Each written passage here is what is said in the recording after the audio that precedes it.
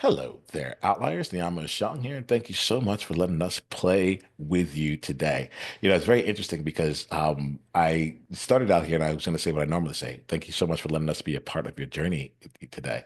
And for some reason, my mind went blank, and then I just spoke my truth, which was like, let's play, let's be in this space. I think as these conversations happen more and more, I'm starting to realize that that is the true essence of this space. And so I brought together two outliers who are playing an extraordinary game out in the world, right? And we've brought them in here to be able to share some of how they are creating and building upon their existing impact, income, and identity in order to play the biggest game that they possibly can. So why don't I give you all a chance to get to know these outliers here? Kim, let's start off with you. Can you share more about you and the game you're currently playing? Sure. So my name is Kim Olver, and I am an entrepreneur who is a coach, counselor, author, speaker, certifier, podcaster, blogger. You name it, I probably have dabbled in it. And I love what I do. So one of the biggest things for me is variety. And if I were doing the same thing all day long, I'd be bored out of my mind. So I have constructed a life that works for me. That's awesome. Can you tell us, give us a bit more about like when the entrepreneurship that you practice, and if you have like a website or a podcast that we can go and like check you out on, like, but let's get that into the next step. Okay, so my website is simply Olver, O-L, V as in Victor, E-R. It is not Oliver. There's no I in there. Olverinternational.com. And my podcast is called Life Equals Choices, Choices Equal Life. And you can find that anywhere you listen to your podcasts. Awesome. Kim, can I just get a quick point of clarification? At first, I thought that your website was simply over, but is it over and it like, can you just tell us what the website is? I missed it just a bit. It's olverinternational.com. Perfect. Thank you very much, sir. Kim, it's wonderful to have you here. Thank you so much. Uh, Thanks. Alexandria, let's get a chance to get to know you. Can you share more about you and the game you're currently playing? Yes. My name is Alexandria Rene. I am the owner of Rewrite Media. That's Rerite. And the website is rewrite.co. And what I do is I help businesses, entrepreneurs, and organizations be seen to their target audience. I love communicating a brand, a story, telling the story in cool and exciting ways. I also have a podcast called Stay Dumb the Podcast, which you can find on Apple, Spotify, and iHeart. I'm also on YouTube, and you can go to at Stay Dumb on YouTube and check out those videos there. So I'm really excited about what I'm doing and what I'm building. Oh, that's awesome. I'm grateful that both of you are here. I get curious right away because you talked about like be seen, like you may not have used those words directly, but I translated in my mind as like, oh, Alexandra, like how people be seen. And like both of you play a game of like that involves visibility of doing the things that help people get to know like where you are. So let's start off here with a belief that you had around like actually being seen, that you had to up level to be able to play that at the level you play right now. We'll start with you, Kim, then we'll go to Alexander, and then we'll just see where the conversation goes. And it gets right to the heart of things, doesn't it? Um, when I was a little girl, I was the firstborn in my family, and my dad was disappointed I wasn't a boy, but he didn't let that stop him from taking me wherever he went. I was a precocious child. I was entertaining, so he loved taking me around. People like to get to see me. But in a year and a half, my brother was born. And so as soon as my brother became old enough to hang out with my dad, he got taken out and around, and I was relegated to the kitchen with my mother, which was never a place I wanted to be. And it just felt like there was something about me that I couldn't change, the fact that I was a female. And so I had to get over that story I was telling myself in my head that people didn't value me, I didn't have anything worthwhile to say, so that I could be able to do the work that I do now. Yeah, I'm a father of two, so like there's things that goes on right now where I'm like, oh, I'm totally messing them up. I like, and I don't even mean to, but it's there. And so help us here, and Alexandria, I'm gonna come to you in just a bit, but like help us make this real for us. What's one context where maybe you were thinking, okay, something isn't happening, or I couldn't do it because I'm a female, and then something that you like a way that transformed when you transformed the your belief around it. Well, one of the simple things is that when you look at how many female speakers there are and how many male speakers there are, especially well-known speakers, the majority are men. So it's a little harder for women to break into that industry. So it was just one of those things where I felt like, I don't know if I'll ever be playing at the level that I feel I could play. And I've really changed to believe that I can become as big as is possible. And I also am good at the people that need to hear me will be there. And that just helps me get through whatever. If I have an audience of two, I feel really great. And there's other times I have an audience of thousands and I feel really great. Because when there's only an audience of two, you can really dig in like you're digging in now, and that's phenomenal. So it isn't always about the quantity as much as it is the quantity, Yeah, so there's some quality element of rather. quality. Yeah, I think we all heard it. I think we all heard like we knew it. Like, I uh, misspoke, but you but understood what I meant. let's just in case you didn't hear Outliers, you said it isn't about the what, it is actually about the what. It's not about the quantity, it's about the quality. All right, there we go. Now it's coming through Yeah. crystal clear here. You know, I appreciate you bringing this in. I'm going to want to play with this as it goes on because we have our thoughts. We have the things that are taking place with us. You said something though, Kim, before I forget. You talked about like playing the biggest game that you possibly can, something to that effect, right? Just so we can see it. Like I asked you about what's the game you've been playing, but like if Hmm. you're just gonna like let us in and let us know, like, hey, this is what I'm really about. What's that like that big game that you're up on? All right. So during COVID, a lot of my work was canceled. Obviously, I'm a speaker and people weren't ready to have me on Zoom yet. So I had a lot of time on my hands. So I created this process. It's a psychoeducational process of improving. I don't like to use the words mental health because people think of mental health as mental illness, but that's not. I'm talking to regular everyday people who have challenges. And I created this process called mental freedom. And in 6 sessions, I can teach people. I teach, I don't counsel, I don't coach, I teach everything a person needs to know to be able to handle whatever life throws their way.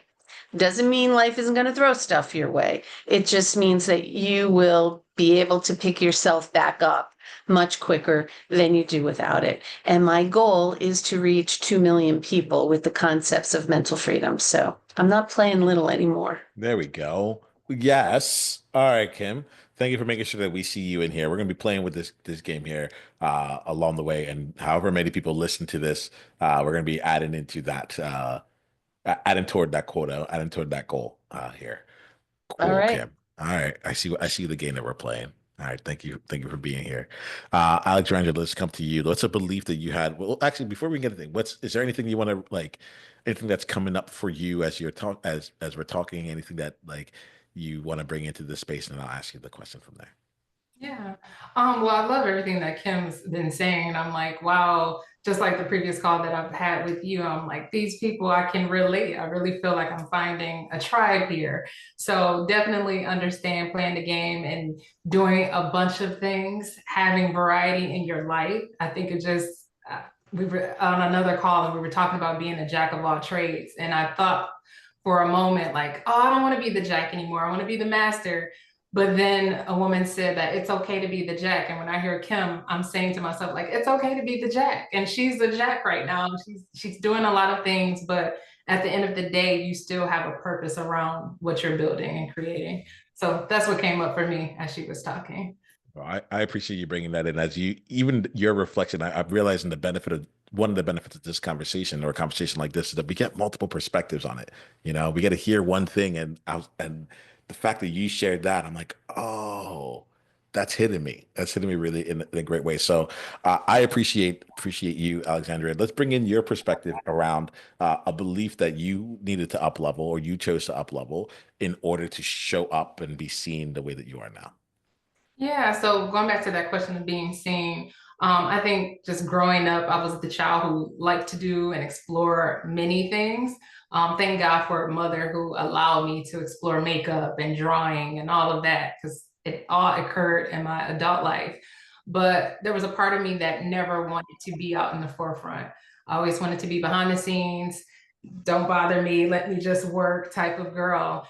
And I was told by people around me, like, no, you need to come out, you need to show your light. And so what that boiled to was public relations. It was like the perfect field of me still being able to be in the background, but at the same time being able to shine a light on organizations that I love or business owners that I admire and the things that they value. So I had to up level that. And since I've done it, I've been able to work with different people from fitness and beauty to healthcare. And I can go into these rooms and talk to leaders. So it's really exciting to be able to change that belief of being behind the shadows and now coming out to the forefront. Tell me a bit about like the coming out to the forefront place, right? Because like a part of me, just so you know, I like we're still getting to know each other. A part of me is like, oh, you're really gonna be out in the forefront, aren't you? Like I hear you with this step. I see what you're doing with PR, and I'm like, oh, there's gonna be a day where like Alexandra just like, well, I'm getting some nods from Kim. Kim, you feeling that too? I really am. When I heard her say that, I thought, oh, she definitely needs to be out in the spotlight. Maybe she's not ready, but I see it coming for sure. Yeah, yeah. I think that's probably like the resonance is here, you know, because like you just play the game. So for any outlier right now, I'm curious for you, like for and this will also go to you too, Kim, because I know both of y'all like make it a point to get out into the world.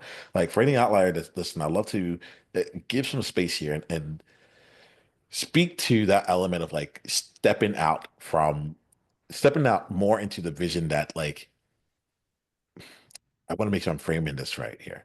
The frame that I have in my mind is the world sees you with a lot of space. They sit they like if I'm getting you right, the way you describe it is like you saw yourself more as like a behind the scenes person, and the world sees you as like they're like, yo, you shining. Like you might be thinking you're behind the stage, but like we can still see it out in the audience, right? Talk to us about like walking that path and allowing that to like take more of a center stage. And I know we just context and said like you probably have more to go, but like I want to know for where you are right now, like tell us about that journey for you. Oh, I love that question. And I love the visual because I like really saw a picture in my mind of like a stage. But years ago, I was in the military and I was a journalist. And so in our unit, we had journalism and broadcasters. And I remember a guy, I was standing in line and he was like, "What are you doing?" I was like, "Well, I'm a journalist." And I was like, they're a broadcaster. And he was like, "You should be the one on TV." And I was like, yeah, no, like not gonna happen. And so years later, now being a PR and working for different people, I've had to be on camera for news, interviews. But then also now as a podcaster, I'm putting myself on a camera, even though I'm so scared out of my mind half the time, even though I've done 50 plus episodes, I'm still a little nervous. And then I just recently, I'm getting ready to wrap up a show called Healthier Me, where I've been interviewing people who have gone through a health journey. So it's like to see where I came from, being so scared to even be out here, to be on a picture or to be on a video. And now I'm doing it. So I'm walking that path. So I love this here. Like let's talk here.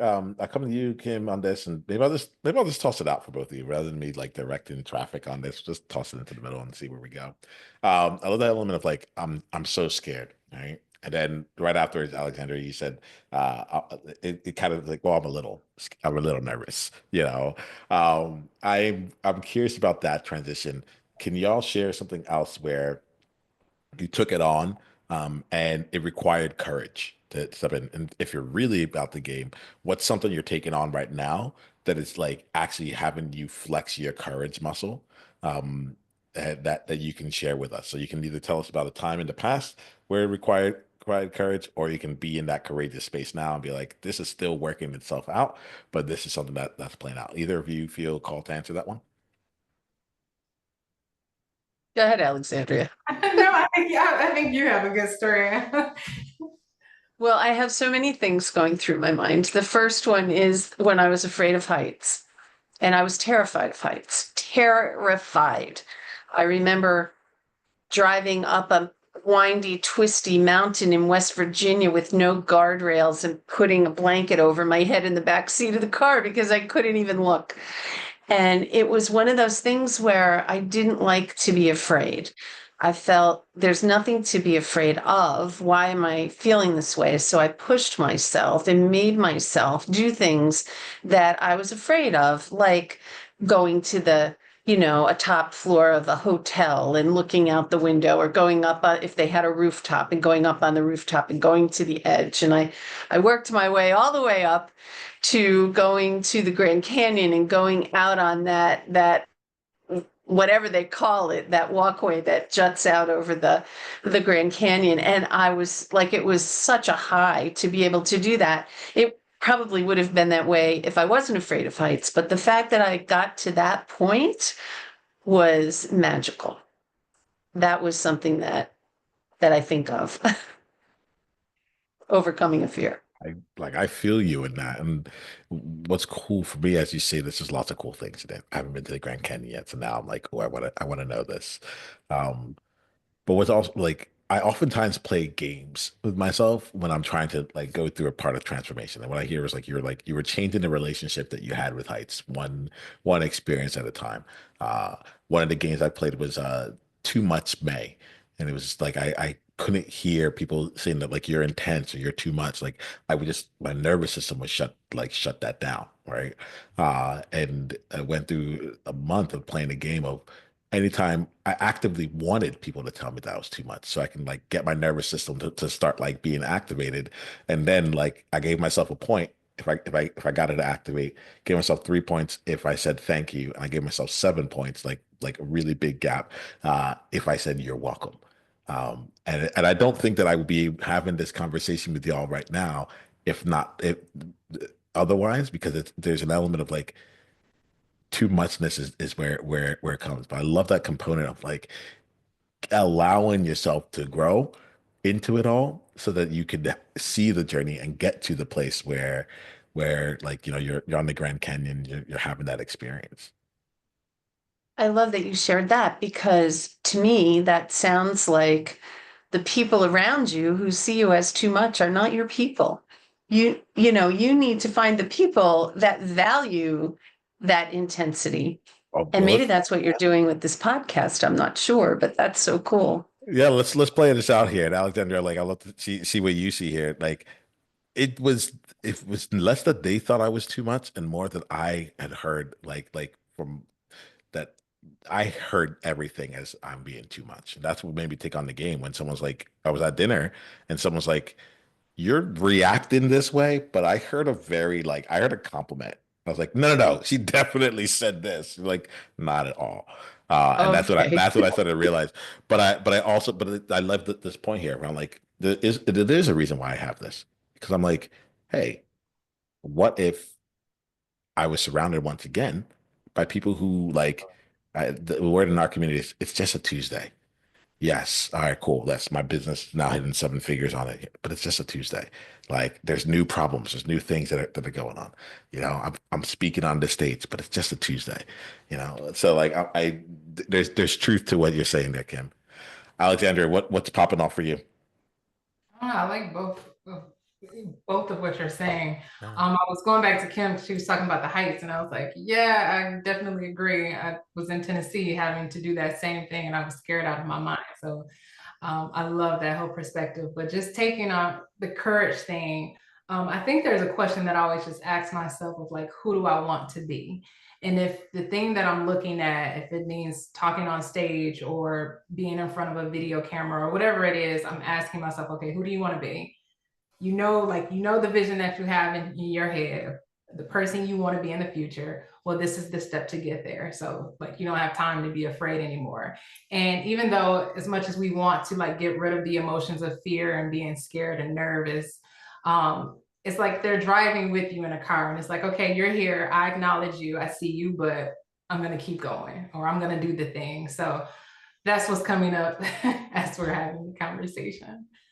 I will, if you're cool with it, I'd love to like dive in just a bit more here. Like you brought up, who do you want to be? And I not like I want to just like bring that into perspective. I don't play in this space a lot with like the transformational coaching and things like that. It's a big part of what I like, who I be and what I do. But like this is like a full identity component, right? It isn't just like what do you want to do, but you took it to a level that was that like you changed the game to who do I want to be? And if I'm getting you right, then the actions of who you wanted to be came along with that. Like, can you speak more to that here, Alexandria? Maybe you can give us like an example when this recently showed up for you. Yeah, I would say probably a couple of years ago. So after the military, I had gained a bunch of weight. And so I think it was like a defining moment where I was like, I can eat whatever I want to, but the result of that was I was huge. And so I went through a divorce. And so at the end of that, I'm saying to myself, okay, who do you want to be? Like, you don't want to look like this version of you. You don't feel well. You don't look good. Who do you want to be? And so I just began to like journal, right? Have these notes, and I'm like thinking about this vision that I have in my head. And then I started to take action on it. And even though it was scary, because I was scared to go to a gym, I would work out at home, but I did it. Like, and sometimes you just need to have the invitation. And there was a girl I remember praying, and it was a girl who just invited me to go to the gym with her. And just that one time, I booked a membership. And then it happened again where I wanted to go to another gym, but I was too scared to go in. And someone invited me, and that's all it takes.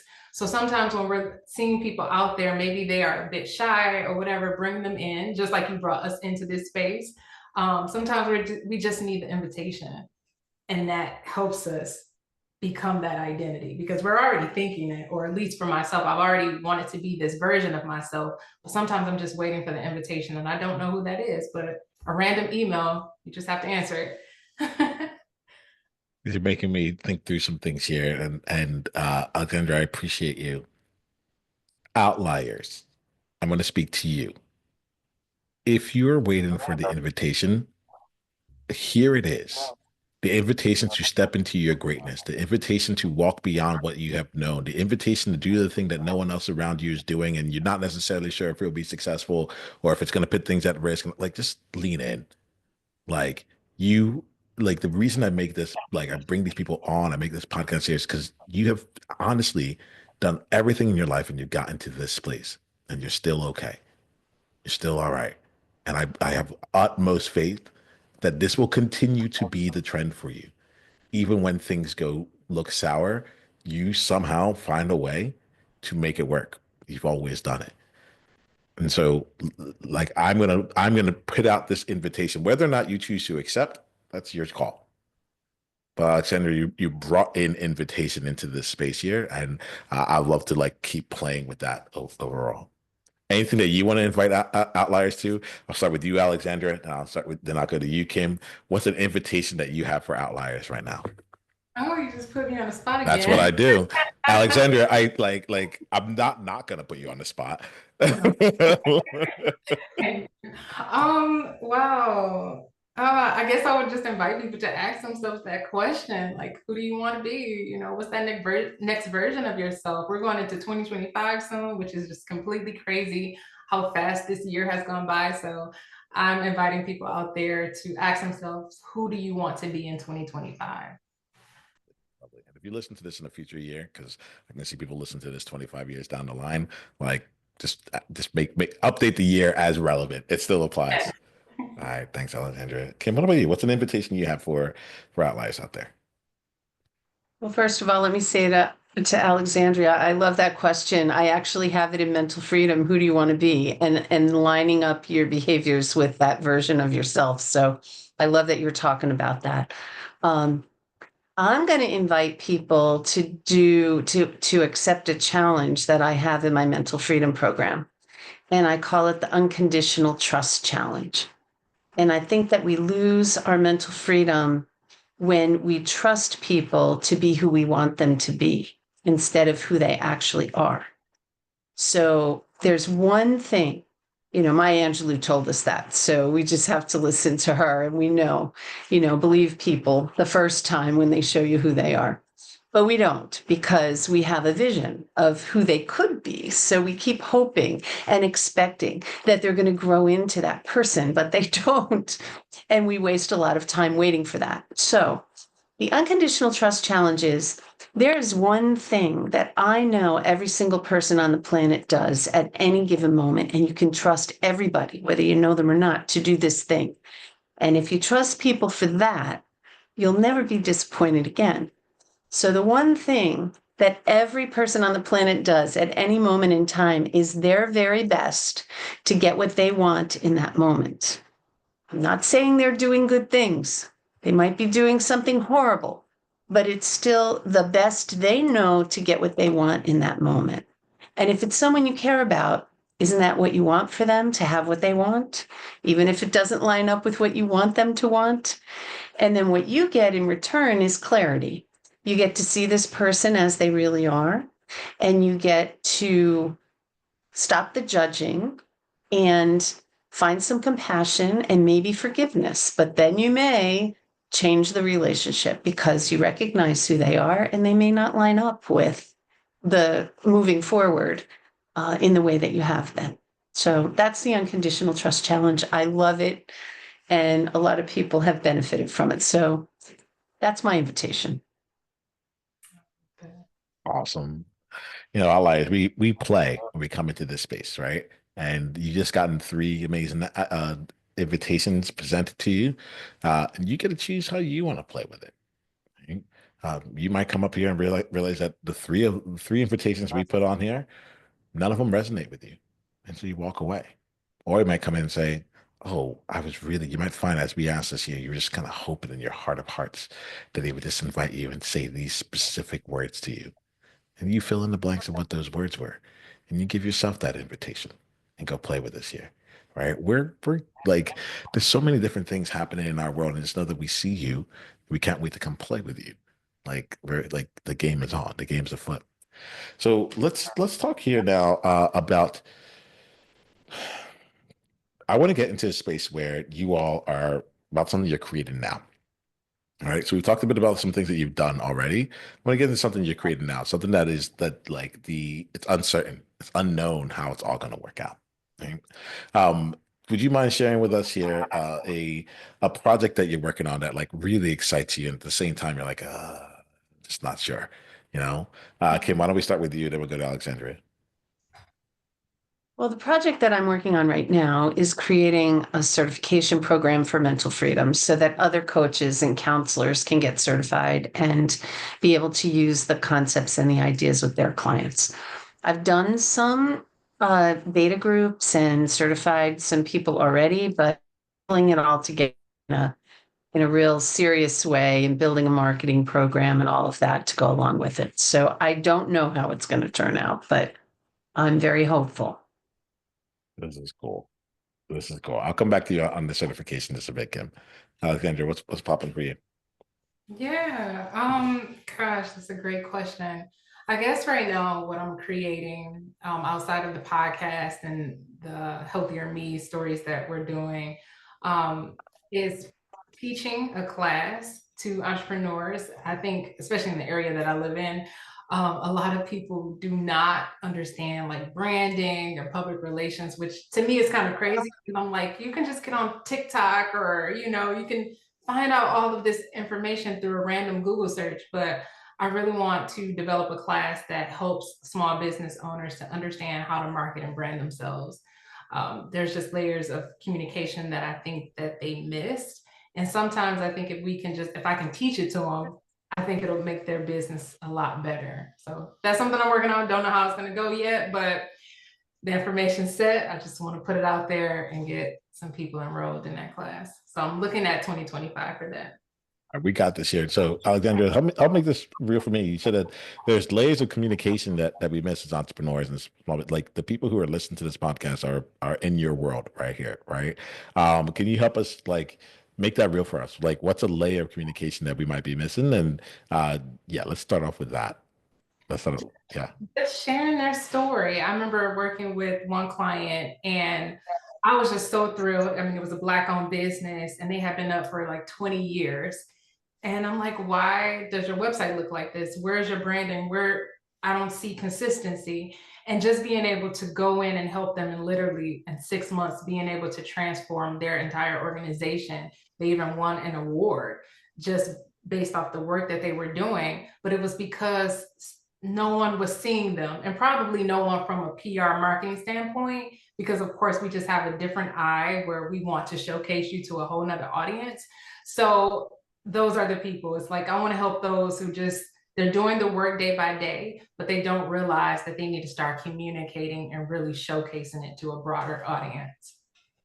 We're going to play with this, communicating, showcasing it to a broader audience. Like, because the outliers listening here, like, they get this. And some of them are doing it on a personal level. You know, they're the online entrepreneurs out there, and some of them are like they have their businesses. It was they've seen success with it, and they're starting to see things starting to stagnate.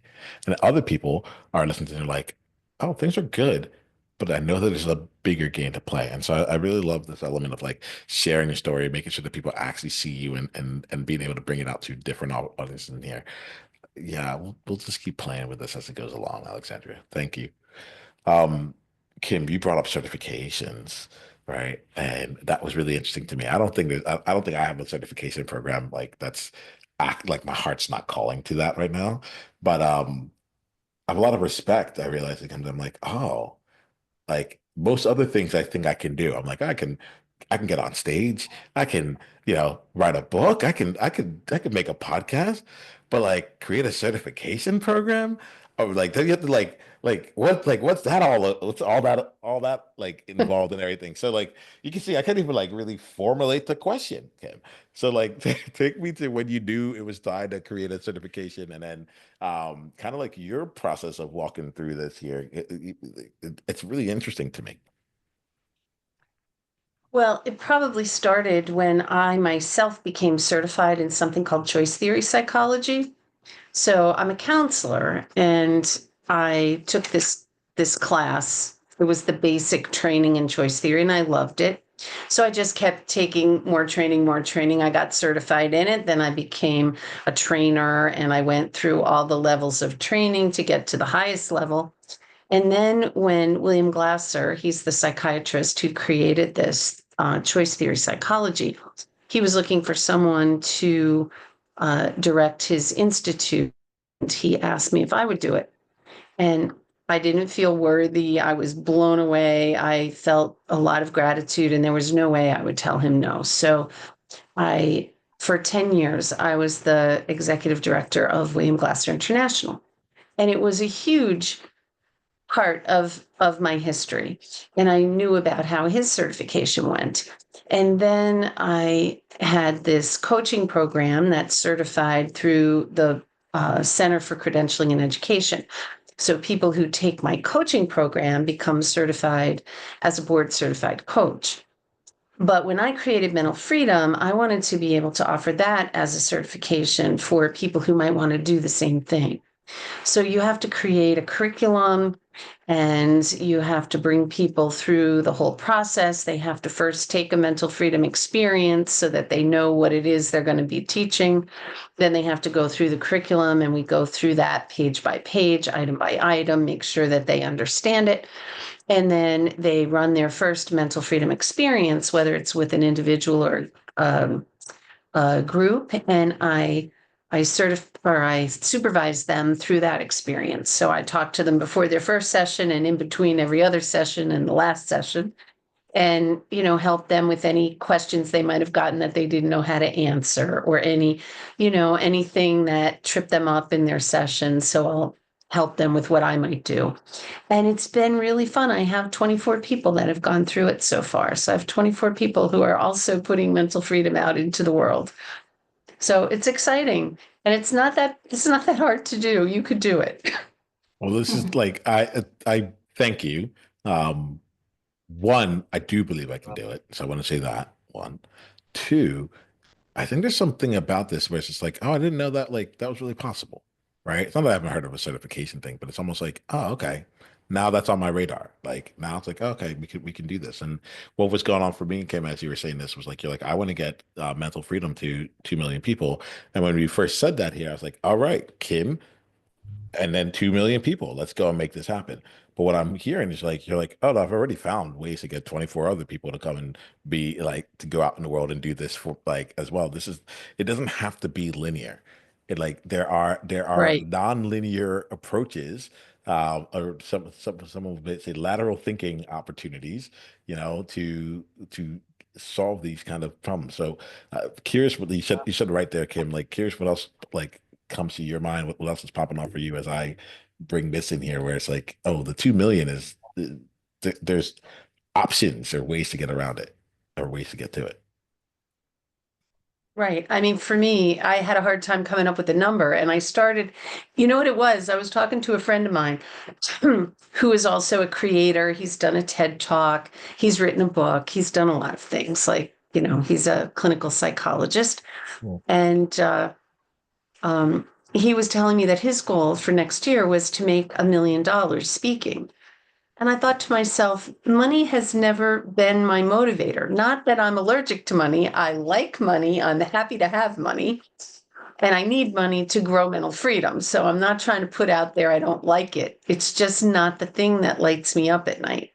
What lights me up is impact and seeing people change and really feel the freedom that I'm talking about that you can have when you have mental freedom. And so I thought, I don't need $1 million, but I would love to impact 1 million people. And then I thought, why just 1 million? Why not 2 million? And it may grow to 5 or 10 million. I don't know. And I'm not thinking that I'm going to do it by myself. I never thought I would do it by myself. In fact, I wrote the book Mental Freedom, and now the people who are in my directory who are certified in mental freedom, I told them, I will give you my mental freedom manuscript from the book. If you have an idea of how you want to spin mental freedom in a particular area. So I have two people working on their own books about mental freedom. One is doing a daily devotional because they said the mental freedom principles line up with the Bible and biblical passages. The other person is a previously incarcerated Black man from the state of Georgia who's creating a program for people who are coming out of prison. And he's using mental freedom as the key for what he calls reintegration, because reentry is not enough. You need reintegration. And he was not able to do that until he learned mental freedom. So he's now writing a book about it. So we're going to have a whole series, a mental freedom series. And it tickles me to death that people are so excited to bring this out into the world. And I don't have to do anything. I just get to watch them create. It's beautiful. Congratulations. Thank you. Yes. All created there, Kim. You're getting me thinking, one, which is very, very fun. Um, And two, as much as you say you don't have to do anything, I don't think that's actually accurate. So I'm not going to let that like just like hang out on its own, right? It's definitely a lot of work, one. But like tell me here, like if you're being really honest about like what it took or what it takes to be able to make what you're doing possible. wh- hit us with it. Like what is it? And maybe you can even share like what's the hidden cost behind all this. You know, I don't know cost. Because like I said, money is not a thing that I'm really focused on, but And sorry, that doesn't mean time, like, yeah, there we go. Whatever time. the resources, yeah. Yeah, time. I mean, I've done a lot of work putting this together, writing the curriculum, writing the book. I'm working with the university to try to get some research out there about mental freedom so it can be called an evidence-based practice. So insurance companies will pay for it if counselors are certified in it. So there's work, but the thing that is so exciting for me is I've found the thing I can do that doesn't feel like work. Mm. It's just exciting. And so this guy wrote his book and he sent it to me, wants me to read it. Now that's going to take time. But of course, I'm going to read it because my name is on this book. So I have to read it and make sure that it's the way I would want it to be. That doesn't feel like work. That feels like I'm giddy reading this book because not only are they concepts that I've created, but they're expanding it or looking at it from a different angle, which is very exciting to me. It's like, wow, this thing that I thought of, you're able to take it to a whole nother level. I love that.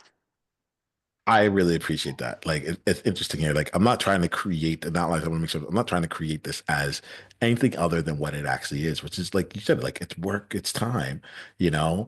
But like there's something about this. Hey, you're giving us a bit of a roadmap, or at least like a maybe not a roadmap, but like an atlas of like, hey, by the way, there's like here's some of the ways that like things are happening. I feel you, like not just saying, oh, I want to be in front of 2 million people. But like every time you keep talking about it, you're like, and I'm doing this, and I'm putting in this work, and I'm building it out here, and now I have other people doing this, and I think that's really cool. I guess the reason I want to focus on bringing this in the spotlight is like I think that we're oftentimes sold like a pipe dream of like, well, if you just like make your social media posts, you'll get your 2 million from there. You know, oh, you just need to call up like the perfect person. They'll Alexander, I'd be curious what you think about this, but like once you have the press release, 2 million people, you know, and I like to give space to like, hey, like do that, but recognize that there's a whole lot of things you probably aren't seeing happening that are also taking place, you know, and I guess this is almost a reminder for me because I've been taking on a lot of new things recently and I'm thinking to myself, I'm really bad at this. And the truth is I am because I haven't done it before. But I'm also really good at learning. It just takes longer than I think. And there's always more steps involved than whatever I've been sold or whatever. And even when I'm selling it to myself, you know. And so Kim, as you're sharing this here, I really want to just like take some time and acknowledge you from the certification to getting the book out. Like there's so much that you've done to create the foundation and infrastructure for this to be something that's much larger than yourself. And you like, I feel like you have to give some creative control to other people in order Yeah, to actually allow this thing to become a movement of an idea as opposed to a business idea. You know, I feel yeah. like that's what you're doing with this. It is a movement. At least that's the vision that I have. I want it to be a movement. It's not big enough yet to call it a movement, I but don't know if that that's is, I don't know if that's the case. Like well, outliers as is a movement. It's like there's things that I wanted to move without me. You're show like people it's moving without you, Kim. Like books are being written about this. Like you're a movement, or this is a movement. Mental freedom is a movement. Like I'm gonna call it what it is. The size of the movement that can change. Alexandra brought up earlier, who do you want to be? Made me think about when I became an athlete. I'm like, I want to be an athlete this year. I might be the world's worst athlete, but I am still an athlete. I could like, and I'm building on that. So I feel you in your movement here. It is undeniable, Kim. mm, It is undeniable. And like, so just know, keep doing what you're doing. But like, I see you. If we're talking about being I seen, hear I that. see Thank you. you. Definitely. Alexandria, like we're about to start wrapping up here, but I'm curious about like what you see here and then like the equivalent like something equivalent inside of like the PR world where like someone might think like, oh, all I need to do is just this one thing and then my whole entire business is just gonna blow up, you know, it's gonna be amazing. Talk to us about like the like some of the truths that you found behind it, just so that like we as outliers can gear ourselves up, not for like the slog, but to like cheer ourselves on along the way as we're making these progress along the way. Yeah. So, I mean, as the conversation was happening, I was thinking about the quantity or the quality over quantity. I was thinking about those things as you were talking.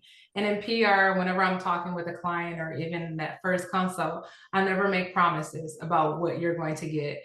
I think a lot of times people talk about these viral moments. Everybody wants to be viral so they can have the 2 million views or subscribers or whatever. That may not happen. But do you feel authentic in what you're sharing? And what Kim is talking about is authentic. So regardless if you get 1 million or 2 million, I think you have to figure out what your measure of success is. Are you going to be disappointed if you don't get the 2 million, but you had 100,000 subscribers and now people are writing books from that? So we have to figure out what is that measure of success. So in PR, I don't say like, oh, I'm going to make you a promise and you're going to have this many things. No, it's about the impact. What happened, what changed, and that's the results that we want to look at. So even when I was working, like I said, with different clients, I always go back and I give them that evaluation at the end, like this is what you achieved, whether it was the media shares, whether we increased views, maybe it wasn't that big number that we hoped for or the viral moment, but this is what you've done. And I think it's a great book called The Gap in the Game that I read, and it talks about that starting point and the ending point of how we can get so hung up on the fact that we didn't reach the goal. So if you wanted to get down to 150 pounds and you didn't get there, but you lost maybe 20 pounds overall, but you may not have hit the overall goal, are you going to be disappointed? No, you still celebrate the success because you're so much farther than where the starting point was. So I say that to Kim and everybody else who's out there listening. Don't get hung up on that big number. Look at the overall impact of what you've done. And Kim talked about the impact and everything. Well, I'm really appreciative for each of you about the impact of what y'all done. Somehow our time has just flown by. And just know that like I'm deeply, deeply grateful for you. What I'm gonna do here is make an ask of you, Outliers. Outliers, this conversation has a lot of depth and nuance to it all. And my ask is that there's probably someone in your world who could really benefit from that right now. Someone who's taken on a problem and is just like looking to expand their ways of thinking or giving themselves that grace to just keep doing what they need to go. And my ask is just that you share this conversation with them. Yes, please go share it on all your other platforms as well. But we have underneath this one person, one conversation at a time initiative where we really just I honestly think this is probably going to be like the real culmination of this. Came in a lot of ways. This is how my movement is moving out in the world. To just be like, wait a minute, I guess it's mine, but it's like really our movement. It's like there's something here about like what if everyone could listen to this and go see someone and say, hey, I heard this and I saw you in it and I wanted to pass this message on to you. You know, so Outliers, come join us in that one person, one conversation at a time. Share it with one person in your world. This episode with them, who would really, really benefit from it. Okay, so Kim and Alexandria, we've come to the end of our conversation. The way that we do this here is that like we let outliers do their thing. Outliers are taken care of. Now it's about like y'all in terms of how you can let outliers know more about deepening the journey with you. And on the other side of it, sharing an insight, something that you're going to walk away from this conversation with. And if you didn't get any insights from this conversation, that's a-okay. Just let us know and we'll go from there. All right. So, Kim, would you mind starting us off? Let us know how we can stay in contact with you and an insight you got from this convo. Well, you can find me on almost any social media channel under Olver International and or my website. And I'm sorry, the second half was an insight that I got from this An insight conversation. that you got for yourself from this conversation. Yeah. If any. Well, I would say the biggest thing was validation that I'm in the midst of creating a movement. That hit me in such a way that I can't even describe. And I want to thank you both very deeply for that because that had an impact on me. So thank you. Certainly. We see you and thank you for the work you're doing. Yeah. Alexandra, how about you? How can we stay deepen down the journey and what's an insight, if any, that you got from today's conversation? Yes, they can go to my website, rewrite.co. That's RERITE. That's basically let's rewrite your story. Also, I'm on all social media platforms at We Are Stay Dumb, so Facebook and Instagram, also YouTube at Stay Dumb. And then the conversation, the word for me was just impact. So how do we make a better and bigger impact? That was the word that stuck out for me. I appreciate you. Thank you all for bringing in your impact into this conversation. I appreciate you and outliers. Remember this as you go out into your world here. Go out and be you on purpose. I'll talk to you soon and journey on.